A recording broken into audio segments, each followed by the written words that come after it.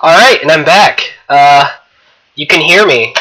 I apologize if the sound is a little too loud. I'm still working with balance right now, but this is better than not being able to hear me. Am I right? Yeah, these are just some gaming headphones. I picked them up on sale. I figured they work for everything. I mean, I can literally hook them up through anything.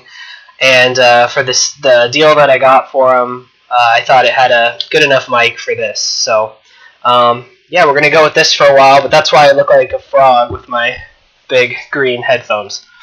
So I hope this is better. I'm gonna keep doing this, I think, for now.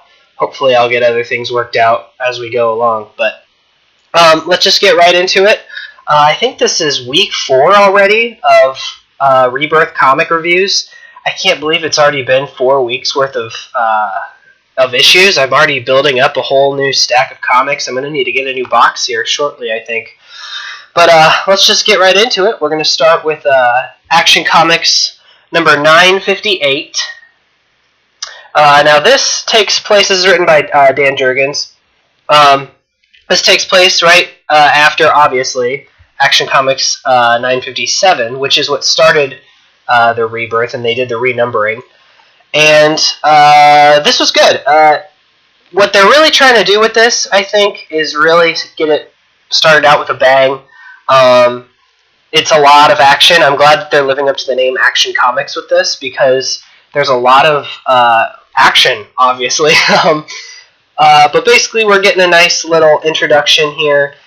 Doomsday has returned, which like I said in the last issue, I'm not a fan of Doomsday. I thought he was fine for the death of Superman, but I think they're utilizing him well here. I think this is what the New 52 Superman Doomed arc should have been. They're talking about how this is probably the Doomsday from Clark's world, post-crisis Clark's world, because he has the same power levels, he looks similar, he acts similar. But this is a big showdown between Doomsday, Superman, and Super Lex with his new suit. We get this nice opening shot here of them all fighting with Jimmy Olsen and, oddly enough, Clark Kent watching, which we still haven't gotten any information on what's going on with that. But this is going to be a pretty quick review because there's not much going on. Like I said, it's a lot of action. It's a lot of Superman fighting Doomsday and everyone kind of reacting. You have Lois and you have Jonathan, who are reacting at home on the TV. They're reacting to this Clark Kent who has appeared, who we don't know where he's from. We also have, Jimmy Olsen in this issue trying to figure out who this Clark Kent really is. Lex Luthor is helping Superman out to fight Doomsday, and he still doesn't know what's going on either. It's a lot of just jumping right into this. This is really inopportune time for Doomsday to show up, but we have some really good art here with the battles. A lot of cool shots going on. It's a lot of fun. Everyone's just watching and reacting. There's a lot of similar beats compared to the death of Superman in this fight. A lot of moves Doomsday does. But one thing that's really different is he's actually being tactical, which he wasn't being in the original fight. And you get close to the end where Jonathan wants to help because he realizes that his dad could die. And so Lois is trying to keep him at the house, but he wants to go help. We don't know if she stopped him or not. We're really it's right in the middle of them kind of arguing over that.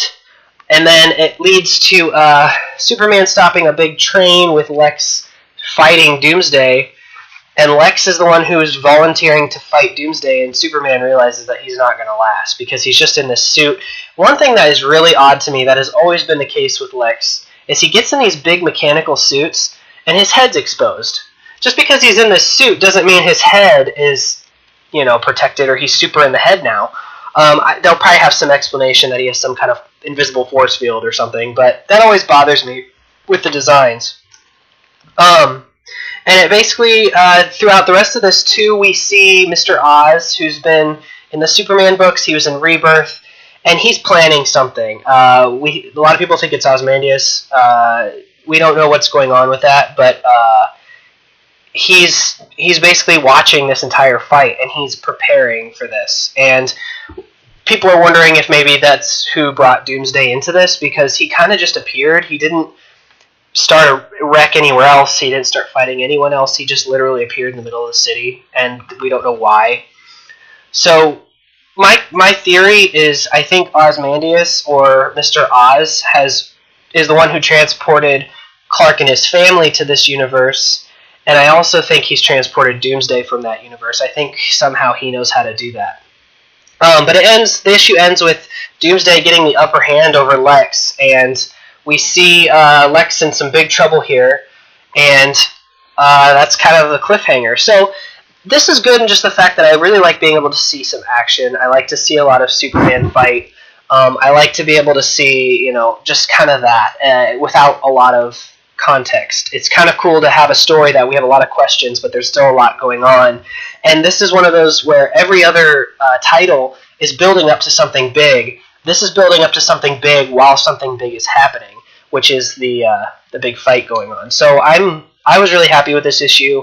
If you're looking for substance, I don't know if this is it yet, but for me, that's what I wanted out of that book. And if you're looking for more substance, go to Superman, because it looks like that's where a lot of that's going to be.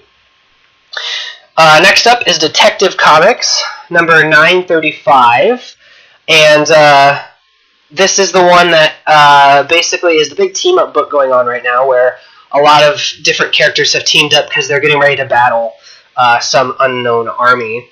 And this jumps right into it. Right after all these characters have been recruited, you have Cassandra Cain, Tim Drake, Stephanie Brown, and Clayface, the Basil Karlo Clayface. They're all teamed up with Batwoman and Batman, they've been recruited by Batwoman and Batman. And it starts out kind of in a very X-Men way, where they're fighting just hordes of enemies, which turn out to be, which look like Jokers. They're all attacking, and they're all getting exhausted and beaten. And Batwoman is in charge of this whole thing right now. And we find out that this is actually this new belfry that Tim Drake has created for training. It's really state-of-the-art, all these new gadgets. It's kind of like a bat cave in the middle of the city. And he basically used the powers of Clayface to create this training area called the Mud Pit, I think it is. And they all are Clayfaces, and they can train there. And she set it so it's just never ending, and they just keep going and keep going and keep going. Finally, Tim Drake shuts it down because they're all exhausted and he's worried. But her plan was to see how they react in a situation when they're at their lowest, when they've been fighting for so long and they've been doing so much. And she wanted to see what their weaknesses were within that scenario. And Tim Drake realizes that she really wants them to be out actually helping, and that's what everyone else wants. But she's been told by Batman that they're not ready, so she's not really able to do that. Yet again, we get some really good art in this book. It's a lot of panels that are very well made, within the bat and stuff. And a lot of the close-up shots look very different compared to just the farther and like the full body shots of characters. When you get a close-up on someone's face, the art looks like it's completely different. I kind of like that, and I think it's just the way the artist is. He gets into more detail as he gets closer. But then we get Tim Drake meeting up with Batman, who's investigating. Azrael from the last issue. He was basically beaten into a coma, and he was hiding from something. He was supposed to be rehabilitating from being a villain, and all of a sudden he's doing villain things, and so Batman's still investigating. And he goes to this old worn-out church where we have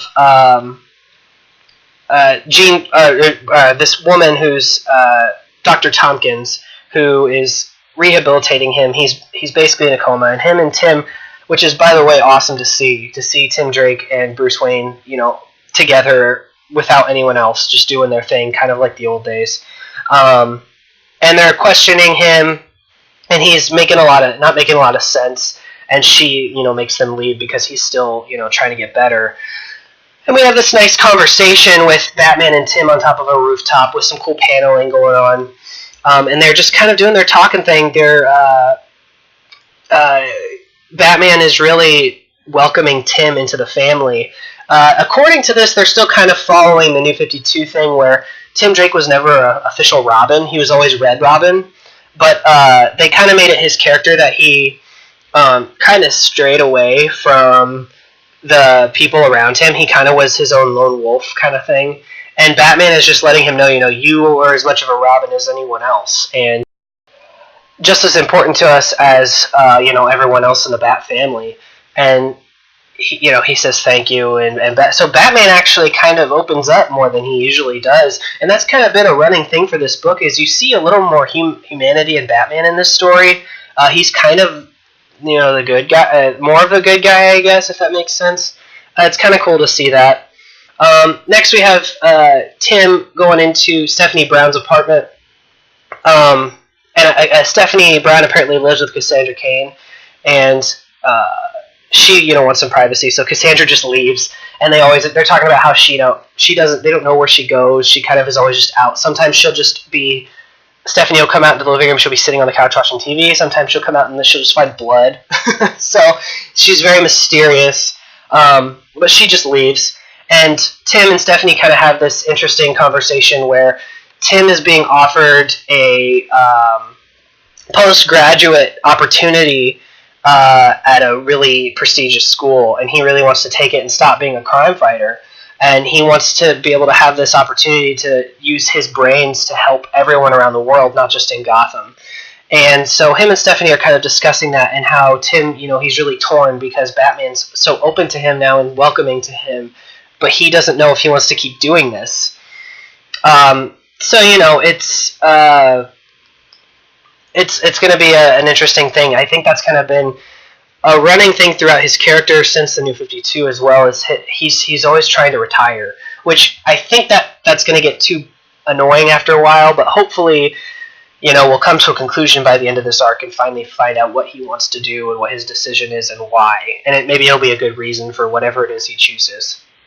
Then we have, a conversation between Batwoman and her dad, who's the general, I think, and he's basically upset with her for working with Batman because he tells this whole story about, how his family and how the Waynes always didn't see eye to eye with the families because his sister Martha married Thomas Wayne, and the families always clashed. His family's more about being close to the family itself, and the Waynes were more about helping everyone and not always being loyal to family if there's other people in need. And it's kind of an interesting discussion. So it's really just looking into the backstory of how she's functioning with Batman. And it finally ends up with Batman driving down the street, kind of just doing his investigating, and he gets ambushed by a group of men on the Batmobile, and he doesn't really expect it. And it leads to him, by himself, getting in a fight with these guys. And they say they have orders to take him out. So obviously there's someone pulling the strings. And it ends with this kind of cool shot of him going on against everyone else. The only thing that bothers me about this last shot is, if you look at this in the book, you have him attacking.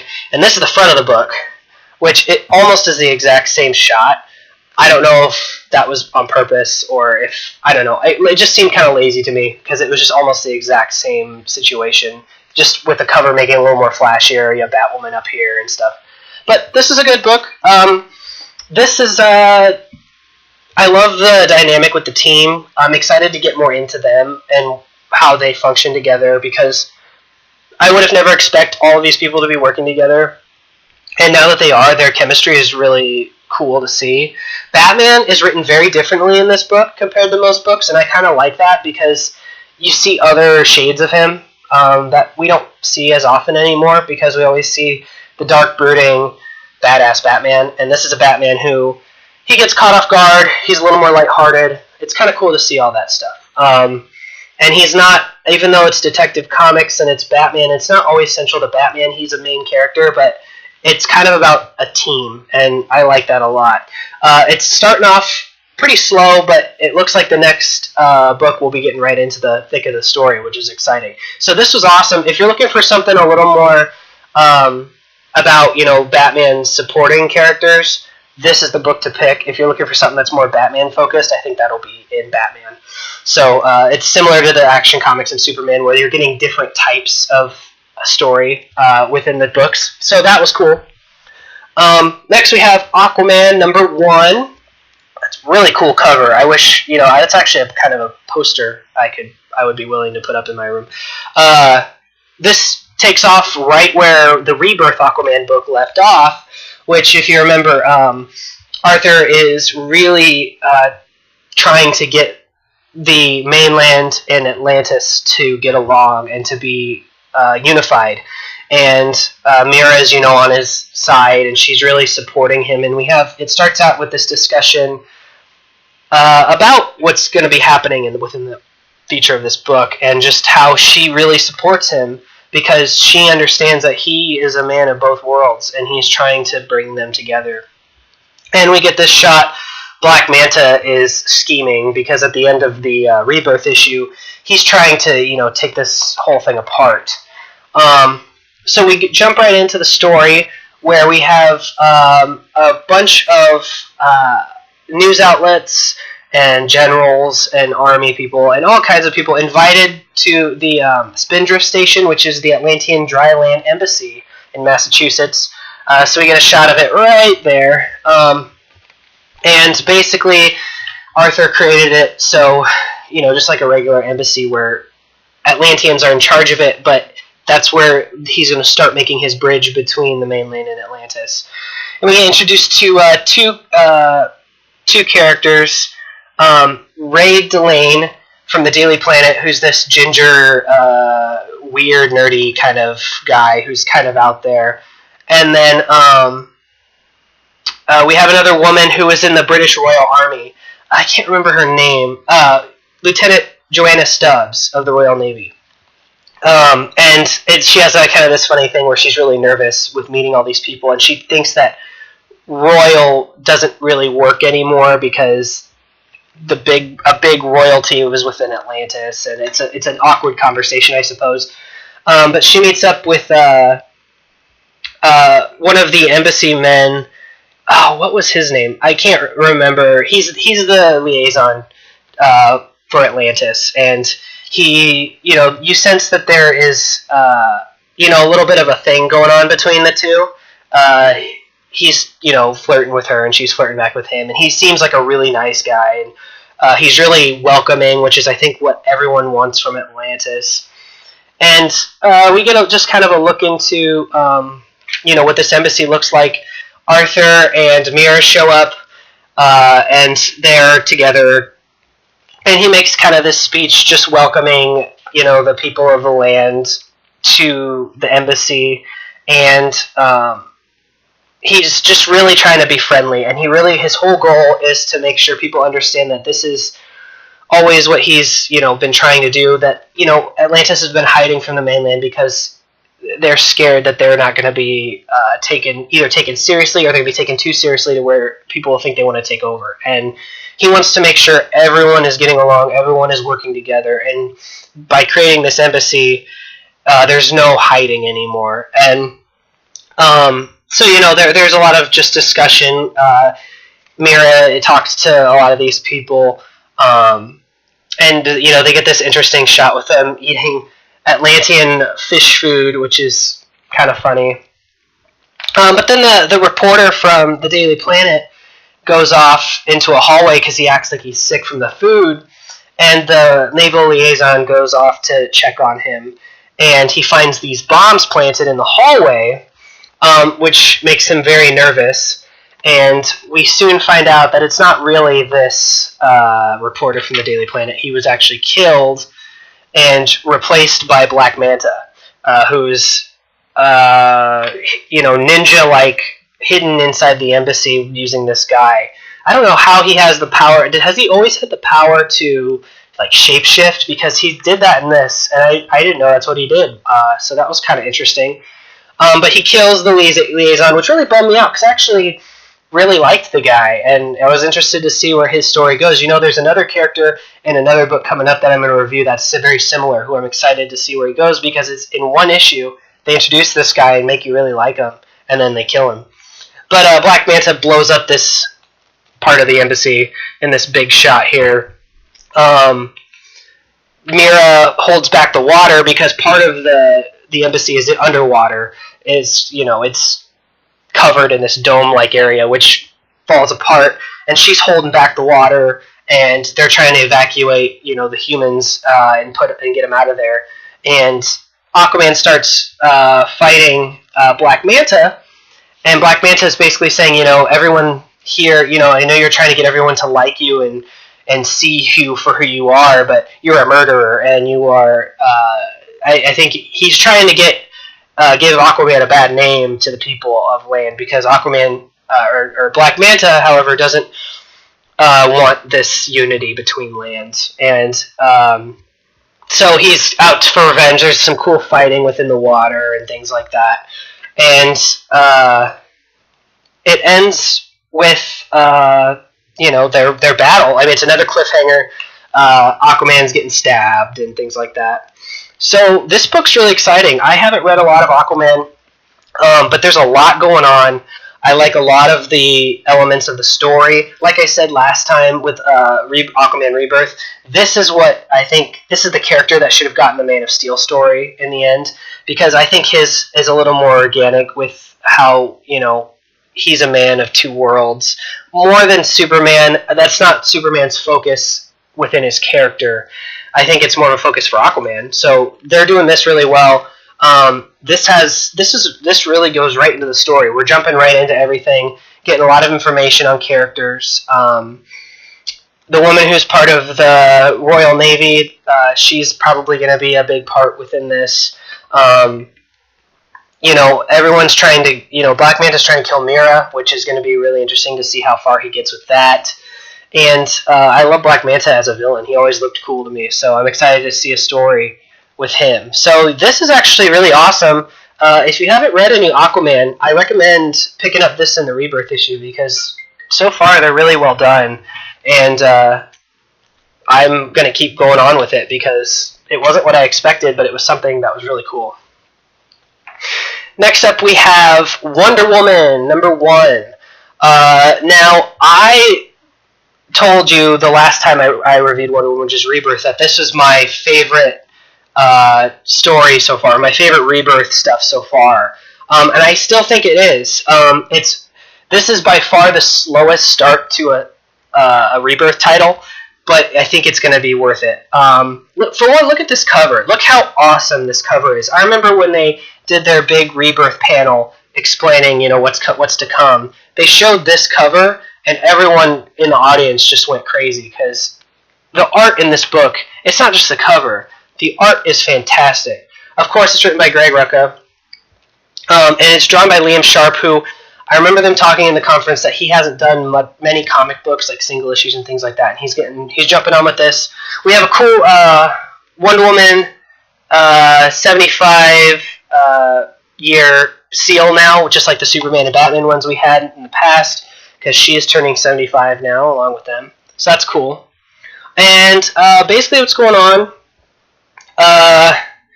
Wonder Woman is out searching, and she's in Bwunda, in a rainforest, and we don't really know what she's doing exactly, but she's searching for something, and we find out at the end of this issue.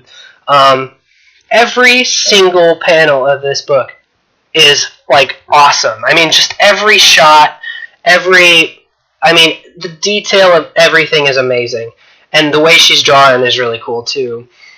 She's running into these, very primal people who are watching her, and it's flashing between her and these people talking to Steve Trevor, who's in the same area as Wonder Woman, and he didn't realize that, but Steve Trevor, looking a little more gruff than he has in the past, he's searching for, I think, a warlord or someone from that area, and he's getting calls in from the people that he's working for that Wonder Woman's out there, and they think that he has something to do with it. They think he knows what's going on and why she's here, and he says, no, I haven't talked to her in years. I have no idea what's going on. And every time it's flashing between these stories and Wonder Woman again, and I'm just going to show some of this just because I just love showing off the art in this book. And she's still kind of walking around. She's warning these people, give me answers or I will, fight you. I'm warning you. And she gets to one certain point, and all these creatures come after her and start attacking her. And she starts, fighting them. And Steve Trevor is talking to this village about the warlord they're looking for. And they're really upset because there's so many people dying, being hurt by this guy, and he's looking for them. I like the way they do translation in this book. Some books, they do little, I don't know, caret things on each side, caret brackets on each side to show that it's a different language. In this, they literally just make a speech bubble, and then they go over the speech, when they put scribbles in the speech bubble, and then they go over it with English. So it kind of looks like, I think that's a really effective way to show that. I always kind of wondered how they would do that.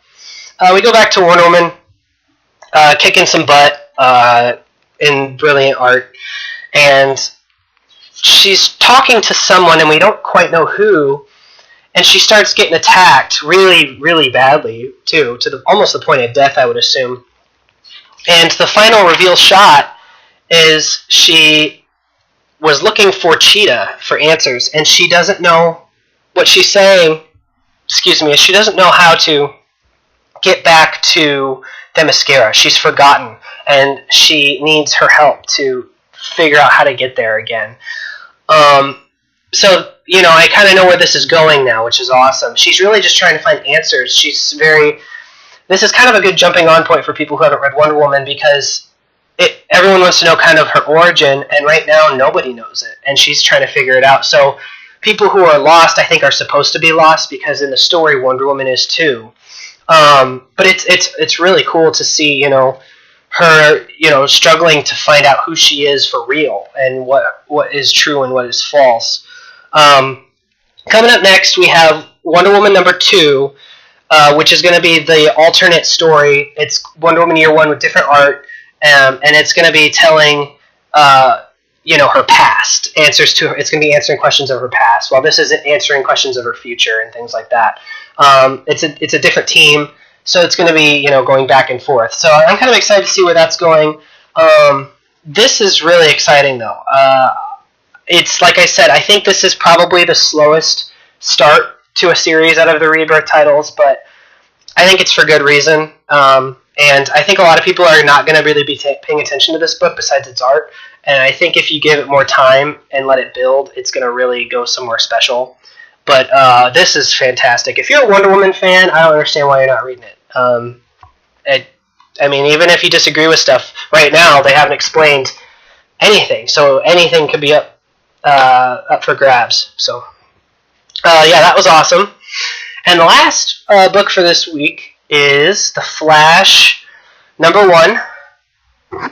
Now this, of course, is just like the rest. It's out right after Flash Rebirth, and it's kind of delves into his origin again. It's talking about how he was struck by lightning, and he has a friend. His friend named August, who who was it? His brother died in a similar fashion as Barry's mom, and so Barry really gets close to him because he's trying to help him, figure out his mystery as well. And so that's kind of showing how they become friends. I don't know if August has been in any other Flash book before. I haven't read much Flash recently, but he's very similar to the liaison in Aquaman in the fact that he is very likable right from the start. You can tell he's very much on Barry's side as of now. And we get a nice little look at the origin again, because you got to kind of tell it a little bit since we're starting over. People are going to be jumping on at least. And he's explaining, how he is. This whole book, however, is just basically him explaining, what's going on, what we've already known. Him and Batman are kind of researching the 10 years that have been taken from the universe. He's also, going around talking about Wally and how he, how much he missed him. And it's really, without saying it out loud, he's basically saying he misses a partner. He misses having someone who can help him, because this whole book is him doing all of these things. And, we get a shot of him doing his detective work as well, but his CSIing, if you will, and talking to August again in there. But it's really him struggling as fast as he is. He still can't do everything. He still can't do everything. He can't be everywhere at once, is what he's saying. And he forgets he's meeting up with Wally West, not the original Wally West, but the new Wally West, with Iris at Jitters, which I think they're kind of making this a little more like the TV series, since the TV series was so much more popular, or so popular recently. And you're getting hints, that Wally has powers, but he isn't saying anything. Barry was going to go help him with a project, but he already has it done. Iris is kind of talking. We're just getting, information on the characters. The story hasn't really taken off yet. It's really just the beginning. He's talking about how he just has no time for anything anymore. He's just constantly running. He's constantly doing things. He's constantly trying to, balance his work and stuff. And Wally, the funny moment in this book is Wally, he's cutting to the chase. Him and Iris, they obviously have a thing. And I think that's a hint towards Rebirth, where how they're trying to bring the relationships back. Because instead of, taking forever on it now, I think Wally is kind of being the reader and saying, get on with it. I know that you guys are more than just friends, I know you guys love each other, so you should get on with your relationship. And they're like, we're just friends, but he knows, he sees past that. He's like, he says something about, you're worse than the kids at my school, which I think is really funny, because it's very true. But Flash goes off to stop more crimes. Right now there's two things going on. Star Labs is getting attacked by an army, and then there's also a big fire going on, and Barry's trying to decide what he needs to do first, which we get awesome art, of course. This art's very different compared to any other art in Rebirth. It's very sketchy, very comic booky, which I love about the Flash books. But we get kind of a cool montage of him saving this fire because it's on the way first, and he's trying as fast as he can to get all these people out. And we're also seeing August and his men, the police, fighting against this army trying to take out Star Labs, and we don't really know why. And Flash is trying to hurry, and August finds out that this guy who's in charge has the same symbol on his chest as the symbol that was found at the crime scene of his brother's death. So that really makes him curious and worried and wants to know what's going on. And Barry's still fighting this fire, and he runs as fast as he can. But the thing that I really like about it is, even though he's going fast, and even though he's trying to get out of there quick, he's still kind of quippy with the kids and trying to make the kids he's saving in this fire happy, telling them it's going to be okay. And he gets, you guys get to run with the Flash. So, that's what they're really hammering in, is that even though he is always moving quickly and trying to get everything done, he never stops, being a good guy, even though he's stressed out by, being in a hurry all the time. And he finally goes off to try to save August, and August is about to get shot by this guy, and you have these kind of two multi-panels of seeing, Barry running while he's getting shot at. And then they say he's too late, and August ends up getting, I think what happens is he gets struck by lightning. I don't think it's from the gun being shot. We get this big page of him getting struck by lightning, and Barry's too late to stop. And he's running, and we see this yellow guy running, and while Barry's trying to fight these guys. And I think what they're trying to say is, I think that's August running fast. I don't think...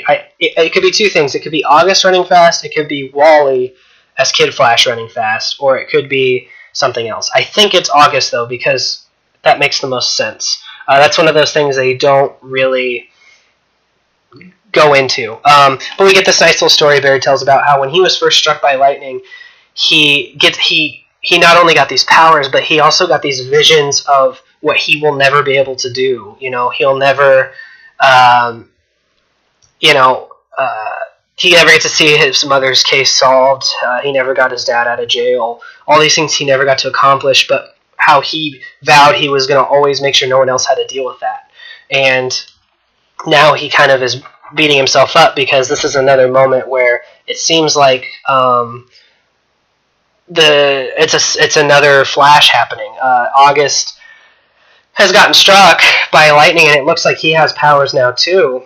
And I remember hearing, that's how the issue ends, by the way. But I remember hearing when they were, publicizing this book that this is going to be a story about, what if someone not as good as Barry gets these powers, which they've kind of told in other stories before. But what if you had someone who took a different way than Barry did when it came to getting these powers? I think that's where we're going to get introduced to Godspeed, which I've been mentioning, who I'm really excited for. I think August is going to become Godspeed. I think it's going to be, because August has the same kind of backstory as Barry with his brother. He's a cop and things like that. But what if he takes a different turn once he gets these powers? What if there's something that he has differently than Barry did that'll make him become who Godspeed is? So I'm super excited. I love the Flash. He's one of my favorite characters. This is really an introduction issue more than a lot, where they're just introducing these characters again. People who haven't been reading it, this is like probably the book that is easiest to jump on with, because you're just getting introduced to all these people and all these things going on. And you don't even have to almost read Rebirth or Flash Rebirth to understand what's going on here, because he basically takes a whole 2 pages to explain where we're at right now. So this is really good. The thing about all these issues is they're all number ones, even the Detective in Action, even though they're not numbered that way. They're all introducing new story arcs, all for people trying to jump on. And that's what I was trying to say about Rebirth, is the actual Rebirth issue, people were really upset because it wasn't really a jumping on point. And I think they knew that. I think that was for people who have been following this whole time. These Rebirth issues and these number 1 issues are where you jump on and where you can understand what's going on and where these characters are going. We don't have a lot of explanation yet, but you can tell that they will get to it within this story arc. And I think we're starting to now get past all these number 1s, and we're going to start getting into the deeper part of the story. So I'll have a lot more to talk about as well. But yeah, all these issues are great as always. I still haven't wanted to drop any. I'm sure I will once we get farther into one of these. I just won't care for. But since we're just getting introduced to everything, I'm still just really curious and wanting to see what everything is. So I recommend all these. Those are all great this week. I just wanted to talk about one other thing. This was last week's book, but Green Arrow number 1. I got to meet Ben Percy at my local comic book store. He came in. I got his autograph, which is kind of cool. Super, super nice guy. After talking to him for 10 or 15 minutes, he just got me even more excited for Green Arrow. He was telling me that with Rebirth, it's like the company has woken up. He said, when I first joined Green Arrow for New 52, they told me no goatee and no black canary. I could not touch them. I couldn't go anywhere near them. And he also said that, he couldn't watch the Arrow TV show because they didn't want him to get influenced, which is good, because somebody there said, this is how I get my Arrow fix now, because this book's like a better version of the show, which is what I said in my review for number 1. But he said now they've just let you do anything, and he said it's like the company has completely changed. He said we just have so much more freedom. He said I was having such a hard time writing Green Arrow without these characters and these relationships that I wanted to talk about and build upon. And he said the goatee is something that's not a big deal, but it's something that defines who the character is. And he said there are a lot of things that they forced me to not do that limited my writing. And now I've been able to do what I want. And that's why I think this book is so great. And I think that's why overall Rebirth has been such a great thing, because it's given all of these people this opportunity to write what they want and write how they remember the characters. And what made them fall in love with the characters in the first place, they can now build upon, which is what every writer wants to do with these characters. And with New 52, they didn't let you do that. They gave you these characters who are similar to what you're looking for, but not. And they want you just to do what you can with them, I suppose. But yeah, that was really cool to meet him. So that wraps up, I think, week 4. I hope I'm saying that right. I think that's right. I can't believe we're moving this fast, yet we're still getting so many introductions. They're really drawing this out, and I'm kind of happy in a way, because they're really changing a lot, and I'm glad that they're going into detail on every little bit of it so far. But thanks for watching. What was your favorite issue of the week? Let me know in the comments. If you haven't been reading them, if you have any questions, let me know. I can answer them down in the comments as much as I can. So I will see you next week.